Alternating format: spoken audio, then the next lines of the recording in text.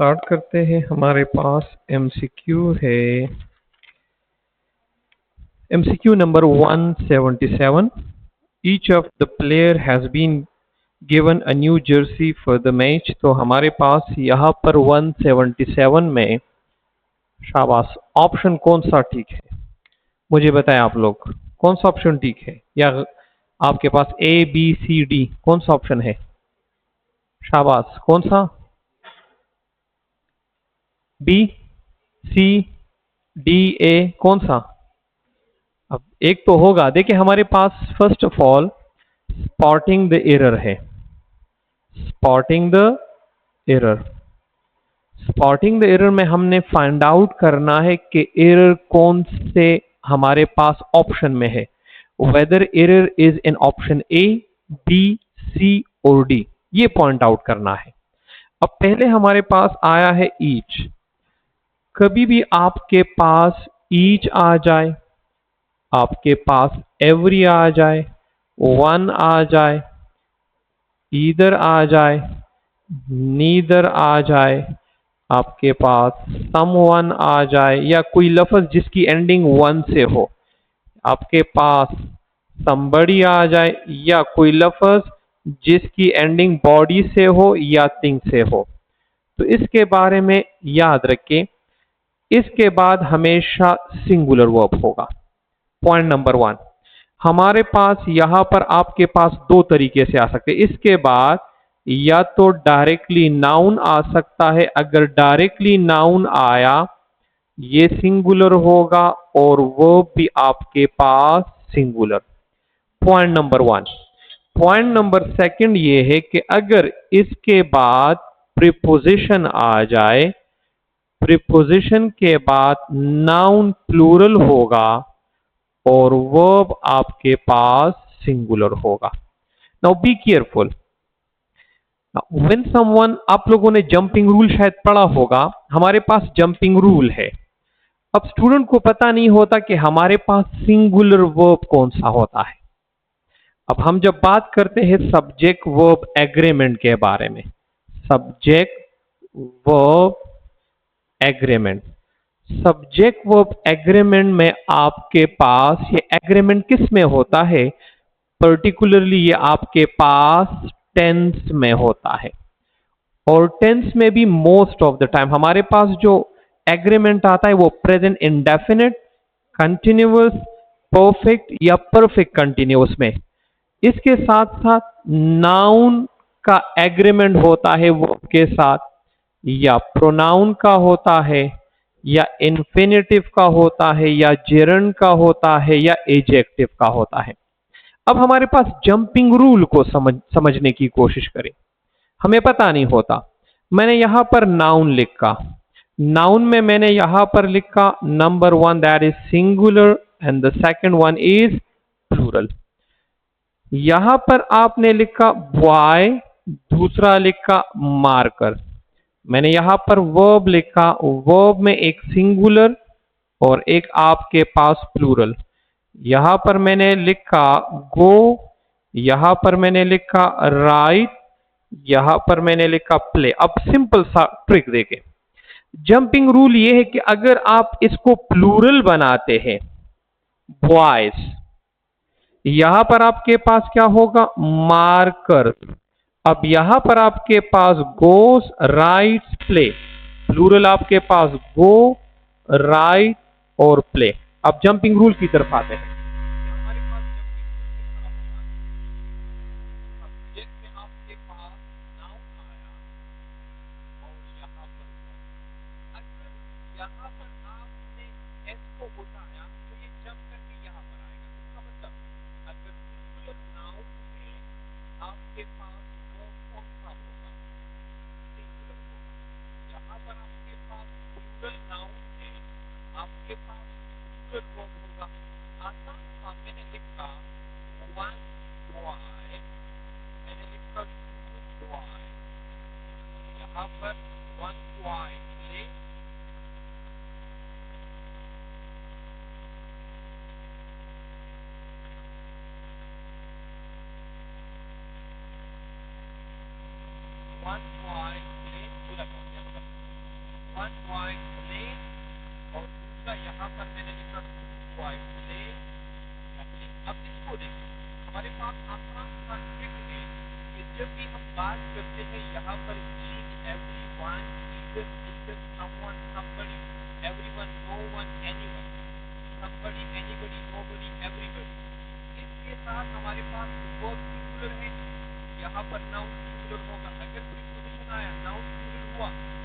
आपके पास कौन सा हो जाएगा? अब यहां पर हमारे पास जंपिंग रूल हो जाएगा।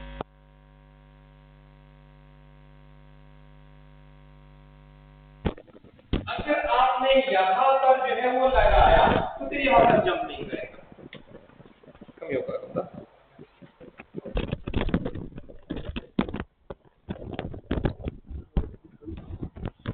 तो यहां पर आपके पास ये जंप नहीं करेगा, आपके पास इसको हम जंपिंग रूल कहते हैं। यहां पर एस डालो, यहां पर ये जंप नहीं करेगा। अगर यहां से उठाओगे ना, यहां पर 1 बॉय की जगह 2 बॉयज, तो यहां पर ये जंप करके उसकी तरफ देखिए, इसमें यहां पर जंप करेगा। और यहां पर अगर आप बॉयज करेंगे प्लूरल, तो यहां से जंप करके यहां पर आएगा।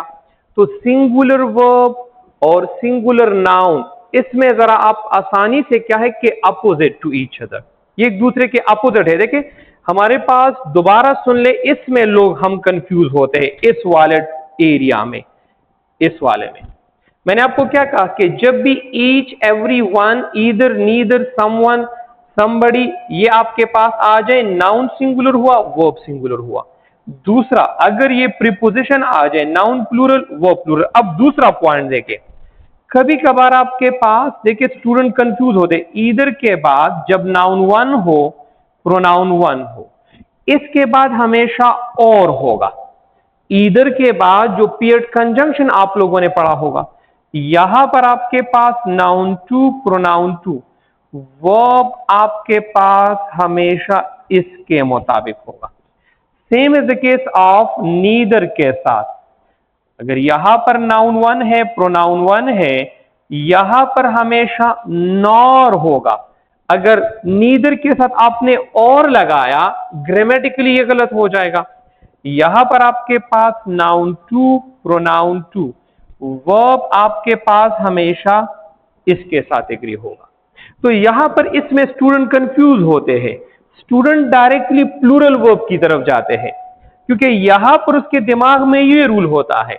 लेकिन अगर आइदर या नीदर अकेले आ जाए, अगर नाउन डायरेक्टली है तो ये हमेशा सिंगुलर होगा और वर्ब भी सिंगुलर हो जाएगा।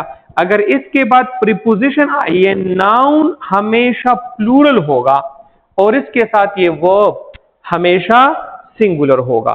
तो यहां पर देखिए एमसीक्यू नंबर 177 में ईच के बाद क्या है? प्रीपोजिशन है। ईच ऑफ द प्लेयर की जगह यहां पर आपके पास पर B. Next one 177, no sooner, sorry option number A में स्पॉटिंग दे रहे हैं, each of the player, B नहीं, option number A. Spot the error, no sooner had he reach the airport when he received a call informing him of the delay in his flight. देखिए paired conjunction है आपके पास, paired conjunction में आपके पास both के साथ हमेशा and होगा। इसी के साथ अगर आप देखें, ईदर के साथ हमेशा और, नीदर के साथ नॉर होगा, टू के साथ टू होगा, सो के साथ दैट है, हार्डली के साथ व्हेन है, स्कार्सली के साथ व्हेन है, नो सूनर के बाद देन है। ये हमारे पास एक लिस्ट है। अब यहां पर अगर आप देखें तो नो सूनर के बाद व्हेन नहीं आता, आपके पास देन आता है, स्पॉटिंग द एरर बी में है। कभी कभार आपको एक दूसरा एक एमसीक्यू देते हैं जिसमें हम लोग गलती करते हैं। Choose the correct sentence, choose the correct sentence आपको कहते हैं और लिखा जाता है no sooner he had reached. दूसरा है no sooner had he reach. Be careful, अगर आपके पास नो सूनर आ जाए, नो सूनर आ जाए, हार्डली आ जाए, scarcely, when these words come in the beginning of a sentence, basically आपके दिमाग में क्या है कि हम किससे करते? सब्जेक्ट से। एक सेंटेंस की शुरुआत हमारे पास किससे होगी? Subject plus verb plus object या रेस्ट ऑफ द सेंटेंस। अगर आपके पास इन अल्फाज से शुरू हो जाए, इसके बाद सब्जेक्ट नहीं होगा, हेल्पिंग वर्ब होगा, सब्जेक्ट होगा, मेन वर्ब होगा और रेस्ट ऑफ द सेंटेंस होगा। अगर आपने नो सूनर, हार्डली और स्कार्सली के बाद सब्जेक्ट का इस्तेमाल किया, अगर इस तरह होता no sooner he had, grammatically आपके पास गलत, इसको हम इन्वर्जन केस कहते हैं। यहां पर आपके पास हो जाएगा ऑप्शन नंबर बी में स्पॉटिंग द एरर है। Next one, the committee which comprises of experts from various fields is set to publish its report next month. शाबाश, कौन सा होगा? Yes Hamza, no error, yes anyone, शाबाश। देखिए मैंने आपको प्रीपोजिशन में एक टॉपिक पढ़ाया था, अगर किसी को याद हो, और उसमें मैंने आपको प्रीपोजिशन के बारे में बताया था कि हम इसको 3 हिस्सों में तकसीम करते हैं। एक मैंने आपको जो है सिंपल प्रीपोजिशन बताया था, दूसरा प्रैक्टिकल प्रीपोजिशन को हमने 3 हिस्सों में डिवाइड किया था। नंबर 1 है एप्रोप्रिएट या फिक्स प्रीपोजिशन। नंबर 2, हमारे पास कुछ ऐसे वर्ड होते हैं जो नो प्रीपोजिशन लेते हैं, और तीसरा कुछ ऐसे वर्ड होते हैं जो आपके पास डिफरेंट प्रीपोजिशन लेते हैं। अगर मैं इसको इस तरह कर लूं, कुछ वर्ड जो आपके पास फिक्स्ड या एक खास प्रीपोजिशन लेते हैं। अब ये वाला हमारे पास कौन सा है? No preposition. जब भी एंटर आ जाए, जब भी रिजेंबल आ जाए, जब भी टेल या टोल्ड आ जाए, इसके बाद प्रीपोजिशन का इस्तेमाल गलत होगा। फॉर एग्जाम्पल मैं कहता हूं कि सर इजहार is entering into the class, entering the class होगा, इनटू द क्लास नहीं होगा। She resembles with her mother गलत होगा, शी रिजेंबल्स हर मदर हो जाएगा। आप लोगों ने डायरेक्ट एंड डायरेक्ट में बहुत पढ़ा होगा। ही सेड टू मी को जब हम चेंज करते he told to me is grammatically wrong, he told me हमने डिस्कस किया है। तो जब भी आपके पास कुछ ऐसे अल्फाज जिसके साथ कोई प्रीपोजिशन नहीं लगता, उसमें ये कंप्राइज भी है हमारे पास, क्योंकि कंप्राइज का मतलब है कंसिस्ट ऑफ। तो यहां पर स्पॉटिंग एरर होगा ऑप्शन नंबर 2 में। नेक्स्ट वन है 180, had I known about the change and a schedule I would inform you well in advance to avoid inconvenience। देखिए आप लोगों ने पढ़ा होगा बहुत ज्यादा, और ये हमारे पास है थर्ड कंडीशनल। थर्ड कंडीशनल में हमने पढ़ा था कि अगर आपके पास यहां पर क्या आ जाए, यहां पर पास्ट परफेक्ट आ जाए, पास्ट परफेक्ट के साथ कौन सा होगा? Subject plus would plus have plus third verb plus rest of the sentence. तो ऑप्शन यहां पर आपके पास हो जाएगा I would have informed you is the right option, option number B. Next one है spot the error, the teacher gave the students a homework that was quite challenging for their level.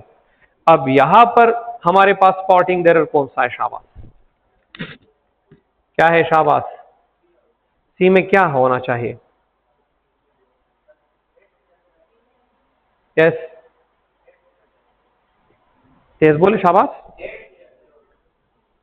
For हमारे पास ठीक है, for ठीक है, हाँ शाबाश। और कोई? देखे हमारे पास बहुत सिंपल सा है, कभी भी आपके पास अनकाउंटेबल नाउन आ जाए, अनकाउंटेबल नाउन के साथ नो आर्टिकल, अमूमन हम कहते हैं he gave me an advice, he gave me an advice हम कहते हैं, नो दिस इज रॉन्ग, क्योंकि advice is uncountable noun. Uncountable के साथ हम, अब मैं कहूंगा ही गेव मी एडवाइस, अब ये कह सकते हैं सर जी उसने मुझे एक दिया, तो हम ये कह सकते हैं he gave me a piece of advice, लेकिन he gave me an advice is grammatically wrong. यहां पर भी होमवर्क इज अनकाउंटेबल, तो इंस्टेड ऑफ अ होमवर्क की जगह होमवर्क होगा। स्पॉटिंग द एरर किसमें है? ऑप्शन नंबर ए में। Next one 182, the quality of the product has improved significantly over the past year due to better manufacturing process. देखिए verb agrees with the real subject, verb हमेशा real subject के साथ होगा। Simple सा point याद रखिए, कभी भी प्रीपोजिशन आ जाए, आपके पास लेट आ जाए या आपके पास वर्ब आ जाए, इसके बाद हमेशा हम आप कौन सा प्रोनाउन इस्तेमाल करेंगे? Objective pronoun. Step number 1। अब यहां पर आपके पास या ऑब्जेक्टिव केस अगर हम इसको कह ले तो आसानी होगी। प्रीपोजिशन के बाद हमेशा ऑब्जेक्टिव केस होगा, लेट के बाद भी हम ऑब्जेक्टिव केस या ऑब्जेक्टिव हमारे पास प्रोनाउन होगा और वर्ब के बाद भी ऑब्जेक्टिव प्रोनाउन होगा। अगर मैं इस तरह लिख लूं, यहां पर मैंने लिखा हमारे पास, मैं इसको जरा मिटा देता हूं, एक एमसीक्यू मैंने लिखा आपके लिए आसान सा, let we go to the market. अगर आप यहां पर देखिए लेट आया है, लेट के बाद यह गलत होगा, let us go to the market. अब दूसरा यहां पर मैंने लिखा, दैट इज आसान सा मैंने लिखा, one of my friends is are coming. अब इन दिस एमसीक्यू, इस एमसीक्यू को देखे मुझे ये बताए, दिस वन इज प्रीपोजिशन और नॉट? प्रीपोजिशन है। प्रीपोजिशन के बाद ये नाउन आया, ये नाउन आपके पास ऑब्जेक्टिव केस होगा। मुझे ये बताए वर्ब ऑब्जेक्टिव केस के साथ एग्री होगा या सब्जेक्टिव केस के साथ? सब्जेक्टिव केस के साथ। तो वन तो हमेशा सिंगुलर है, that is why we have to go for is. Now in this MCQ यहां पर लिखा हुआ है द क्वालिटी ऑफ।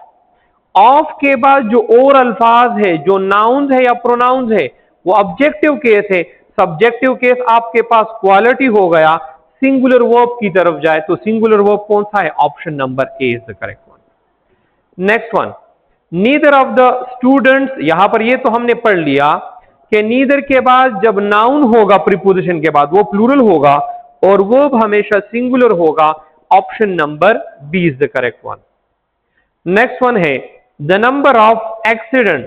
तो अ नंबर ऑफ और the number of, a number of जब भी आ जाए, अ नंबर ऑफ हमेशा प्लूरल होगा और द नंबर ऑफ आपके पास सिंगुलर। अगर सिंगुलर है तो वर्ब कौन सा लगेगा?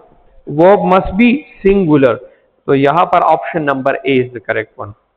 Next one, either my parents और माई ब्रदर।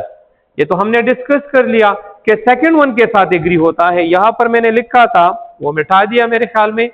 हमारे पास है देखिए, नीदर जब नाउन वन हो, नॉर नाउन टू, इसको हम प्रोक्सिमिटी रूल कहते हैं। प्रोक्सिमिटी का मतलब है नियरेस्ट के साथ एग्री होता है, नियरेस्ट। अगर ये सिंगुलर है, यहां पर सिंगुलर, अगर this one is plural, it must be plural. अब इसको देखें, हमारे पास हो जाएगा ईदर माई पेरेंट्स और माई ब्रदर। ब्रदर के साथ हैज आता है, यहां पर हैव है, ऑप्शन ए गलत। दूसरा, ईदर माई पेरेंट्स और, यहां पर ईदर लिखा है, मैंने यहां पर नीदर लिखा, तो हमारे पास इसको एक दूसरा ईदर और। अब यहां पर देखिए, ईदर माई पेरेंट्स और my brother has, option number B correct है। सी को देखिए, ईदर माई ब्रदर और माई पेरेंट्स हैज, ये गलत हुआ। हमारे पास ऑप्शन डी भी गलत है, option number second is the correct one. Next one है, choose the correct sentence, the committee dash divided in their opinion regarding the new policy. आपको मैंने बताया था कलेक्टिव नाउन के बारे में। कलेक्टिव नाउन आपके पास जब भी आ जाए तो कलेक्टिव नाउन में आपके पास क्या होगा? सिंपल सा, कलेक्टिव नाउन आपके पास सिंगुलर भी होता है और आपके पास प्लूरल भी। सिंगुलर जब होगा जब यूनाइटेड सेंस हो, और प्लूरल तब होगा जब आपके पास डिवाइडेड सेंस हो। नाउ यहां पर आपके पास क्या लिखा हुआ है? डिवाइडेड सेंस है, option number B is the correct one.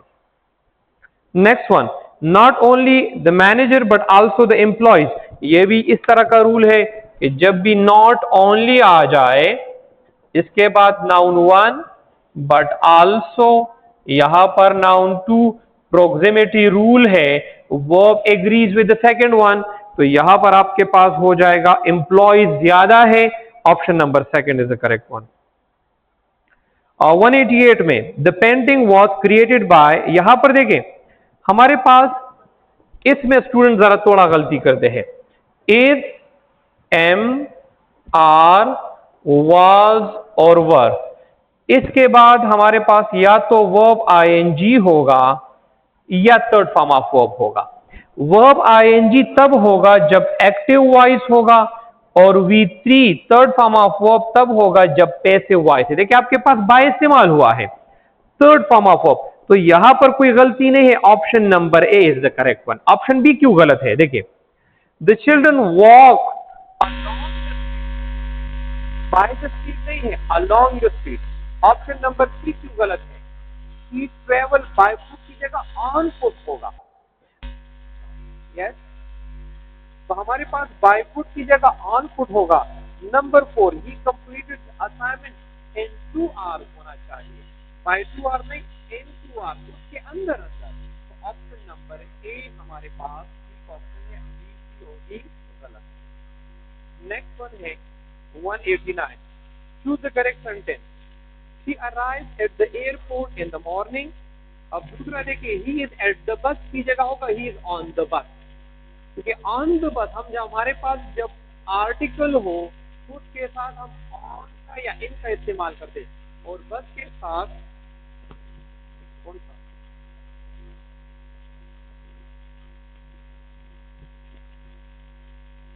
यहां पर आपके पास हो जाएगा ऑन। नेक्स्ट वन है दे मेट 5 आवर्स, यहां पर एट की जरूरत नहीं है। और लास्ट वन में भी the cat is looking at to नहीं होगा, लुकिंग एट होगा, की जरूरत नहीं है। यहाँ पर राइट ऑप्शन है 189। Next one, she is good day mathematics. अब आप इन मैथमेटिक्स एड, ठीक है, this is fixed preposition, good के साथ we have to go for at. 191 है मीगर, मीन इन सफिशिएंट, जो कम मिकदार में हो, तो यहाँ पर आपके पास हो जाएगा ऑप्शन नंबर 192 का मतलब होता है क्या? इलेक्टेड या annoyed, गमगीन, डिप्रेस्ड। ऑप्शन नंबर कौन सा है? ऑप्शन नंबर ए। 193 है mathematics is days one of the most challenging subject for many students. बहुत सिंपल है, जब भी आपके पास सब्जेक्ट आ जाए, सब्जेक्ट के आपके पास आ जाए, जब इसके साथ हमेशा mathematics subject, singular verb is option number A. Last is the news about the accident they talking to everyone। अब सिंपल था हमारे पास न्यूज हमेशा singular, हमारे पास जब भी न्यूज होगा singular होगा, उसके साथ हम क्या इस्तेमाल करेंगे? singular। यहाँ पर ऑप्शन नंबर